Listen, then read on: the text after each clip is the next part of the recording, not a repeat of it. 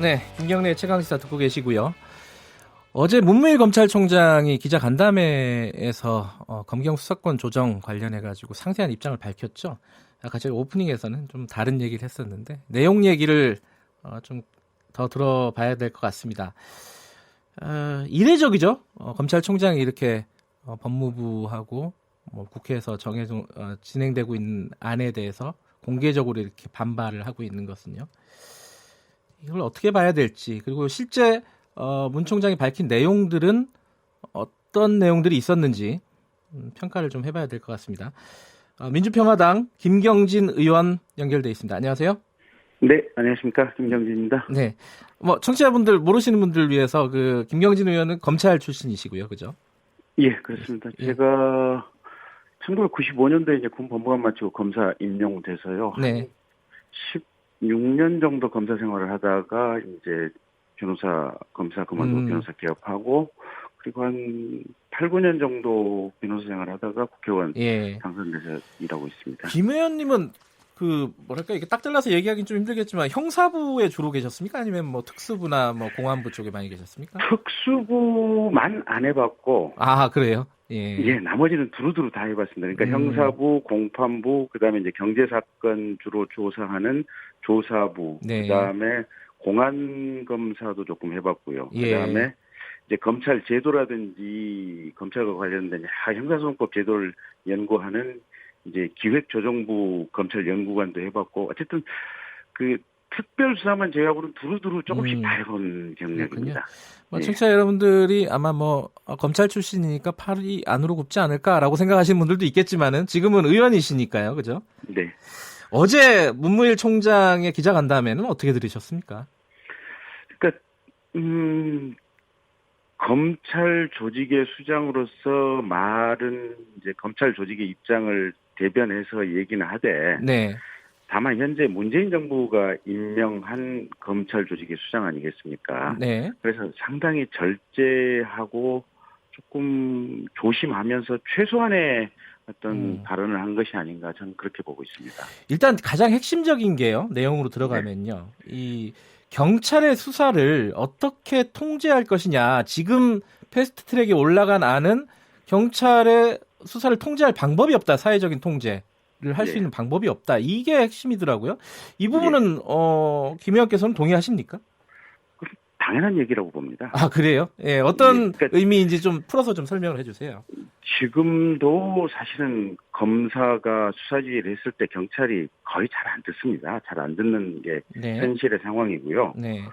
근데 앞으로 이제 공식적 제도적으로 검찰의 중간 수사지휘 자체를 아예 없애버리겠고, 그다음에 경찰이 자체적으로 조사를 해서 혐의가 없다고 판단을 했을 경우에는 경찰이 그냥 자체적으로 종결을 하겠다. 근데 다만 그런 사건에 대해서 이의 신청이 들어오거나 검사가 봐서 현저하게 어떤 인권 침해나 문제가 있는 경우에만 제한적 예외적으로 검찰이 개입할 수 있는 어떤 예외적인 통로를 터놓겠다라고 하는 것이 지금 형사소송법 개정하는 내용이거든요. 근데 수사라고 하는 것이 이제 상당 정도는 수사를 담당하는 사람의 의지의 문제도 이렇게 같이 결부되어 있습니다. 그래서 실제로 무혐의이기 때문에, 무죄이기 때문에 무혐의 결정이 나는 경우도 있지만, 어떤 경우는 증거를 찾아내지 못하거나 증거를 안 찾아내서 증거 불충분으로 무혐의 처리되는 경우도 상당수가 있거든요. 그러면 그랬을 경우에 경찰이 그냥 자체 종결을 했을 경우에 검찰이 사실상 개입할 방법이 없게 되는 겁니다. 그래서 거기에 따르는 부작용들을 우리가 많이 지금 목격을 했지 않습니까? 이게 버닝썬 사건 수사하는 과정에서 최초 신고자와 관련된 사건이 그렇게 지연 처리된 내용이라든지, 또 황하나 씨 최근에 이제 마약 관련해가지고 마약 공급 사건, 한 2년 가까이 그냥 사건이 이렇게 사장돼 있고 방치된 상태로 갔던 거 아니겠습니까? 그래서 그런 부분과 관련된 검찰의 우려를 어제 이제 문무일 총장이 얘기했다. 저는 그렇게 보고 있습니다. 몇 가지 이제 반론들이 가능을 할 것 같아요. 예를 들어서 아까 간단하게 언급을 하셨지만은 지금 패스트트랙에 올라가 있는 안도 검찰이 사후적으로 통제할 수 있는 방법이 충분히 있다. 이게 이제 정부나 이제 이 더불어민주당 쪽의 설명이란 말이죠. 그게 하나가 있고 또 하나는 검찰이라고 그럼 지금까지 잘했냐? 뭐 이런 또 반론이 있을 수 있습니다. 이런 거에 대해서는 뭐라고 답을 할 수 있을까요? 사후적으로 통제할 수 있다라고 생각을 하는 것 자체가 환상이고 착각이고요. 네. 그게 그러니까 이제 이유 신청이 들어왔을 경우 또는 검사가 봐서 너무나 이상했을 경우에는 네. 보완 수사를 요구할 수 있다라고 이제 이 새로운 개정안에 돼 있거든요. 네. 근데 그 요구에 대해서 경찰이 그건 당신네들 생각이고 검사 당신 생각이고 우리가 볼 때는 당신의 요구가 부당하다고 본다. 검사 요구가. 네. 그래서 당신의 요구는 우리가 굳이 받아들일 이유가 없겠다. 라고 했을 경우에는 어찌할 길이 없게 됩니다. 길이 없다. 예. 그래서 예. 이게 우리가 검찰과 경찰을 나눠놓은 이유가 뭐냐면 네. 대부분 경찰은 실제 이제 일선 우리 생활 현장에서 치안 기능을 수행을 하면서 이 치안 기능 수행의 와중에 생기는 범죄에 대해서 1차적인 수사를 담당해서 하고 네. 그 경찰의 1차적인 수사가 잘못됐거나 문제가 있을 경우에는 전면적으로 검찰이 항상 개입하고 감시할 수 있는 보완적인 제도의 틀을 전면적으로 이렇게 만들어 놓은 거거든요. 네. 그래서 이 두 기구가 이렇게 물 흐르듯이 그냥 자연스럽게 흘러왔던 것이 현재까지의 어떤 흐름이었습니다. 근데 그나마 현실 세계에서 채택할 수 있는 비교적 잘된 제도를 그냥 경찰에게 전권을 부여하는 방식으로 제도를 개혁하려고 하는 것은 제가 볼 때는 좀 문제가 많다라고 보고 있고요. 그러니까 가령 그 박종철 군 고문치사 사건이 있었을 때 그 경찰이 조직적으로 이제 고문해서 살인을 했던 거 아니겠습니까? 근데 그게 밝혀지게 됐던 것이 변사 사건 보고서가 이제 검찰로 오니까 검사가 뭔가 좀 이상하다 싶어가지고 부검이랑 같이 가가지고 이거를 검시하는 과정 속에서 이건 고문치사에 어떤 우려가 있다라고 해서 이제 결국은 밝혀지게 된 건데 앞으로 제도가 개선되게 되면 가령 그런 변사 사건 같은 경우는 그냥 경찰에서 자체적으로 뭐 이렇게 어떤 고문이나 살인의 흔적이 없다라고 하면 그냥 자체적으로 종결 처리가 가능하게 됩니다. 그럼 사건이 그냥 묻히는 거죠. 근데 그렇게 말씀을 하시면요, 이제 청취자분들이 이렇게 생각할 수도 있을 것 같아요. 아니, 검찰이 문제가 있어서, 그리고 힘이 너무, 무소불위, 이런 얘기들이 나오지 않습니까? 힘을 좀 빼자라고 하는 건데, 김경진 의원님 말씀을 듣다 보면, 그럼 이대로 그냥 가자라고 생각하는 거 아니냐? 막 이렇게 말씀하실 수 있을 것 같아요. 이 부분은 어떻게 생각하십니까? 저는 큰 틀에서 지금 이대로 가는 것이 큰 틀에서는 맞다라고 생각을 하고 있고요. 이 제도 개선을 하겠다고 하는 것이 개선이 아니라 저는 개혁이다. 저는 이렇게 보고 있습니다. 지금도 일선 경찰이 수사하는 것을 검사들이 열심히 재검토를 하는데도 빠져나가고 이 제대로 된 어떤 사건 결정이 안 되는 경우가 많은데 일선 경찰의 어떤 전속적인 무혐의 사건에 대해서 사건 종결 권한을 준다면 지금 있는 것에 반절의 어떤 통제 기능도 그냥 안 되고 없어져 버리는 셈이 되는 거거든요. 그래서 오히려 현재 잘 되어 있는 제도를 그냥 잘못하는 방식으로 지금 바꾸려고 하는 겁니다. 근데 이제 문무일 총장도 어제 얘기를 했지만은 직접 수사는 좀 축소를 하겠다 스스로 얘기를 했고, 그리고 그건 특수수사에 대한 얘기일 수도 있고요. 거기에 대한 특수수사 범위나 이런 부분들은 국민의 뜻에 맡기겠다 이런 식으로 얘기를 했어요. 이 부분은 좀 필요하다고 생각하십니까, 김 의원님도?